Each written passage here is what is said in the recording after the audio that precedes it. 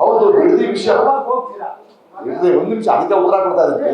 Date ಎಲ್ಲ ಹೇಳ ಅದು ನೋಡ್ಬೇಕ್ರಿ ನಾನೀಗ ಇಶ್ಯೂ ಏನು ನೋಡ್ಬೇಕು. ಸುಮ್ಮನೆ ಅಂತ ಯಾರಾದ್ರೂ ನಿಂತಿದ್ದಾರೆ ಒಂದು ಹೋರಾಟಕ್ಕೆ ನಿಂತವ್ರು ಮಾರ್ಕೊಳ್ಳೋರಾದ್ರೆ ಹೋಗಿ ನಿಂತ್ಕೋಬಾರ್ದು.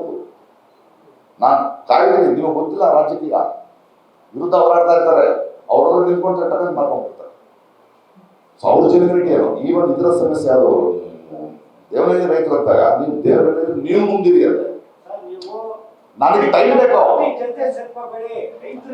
ಸೇರ್ಕೊಳ್ತೀನಿ. ಅದರಲ್ಲಿ ನಾನು 2 ನಿಮಿಷ ಸ್ಟಡಿ ಮಾಡಬೇಕು.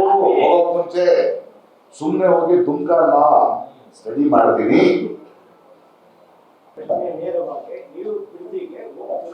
ಹೌದು ಬಿಡದಿ ವಿಷಯ ಬಿಡದಿ ಒಂದು ನಿಮಿಷ ಅದಕ್ಕೆ ಉತ್ತರ ಕೊಡ್ತಾ ಇದ್ದೀನಿ.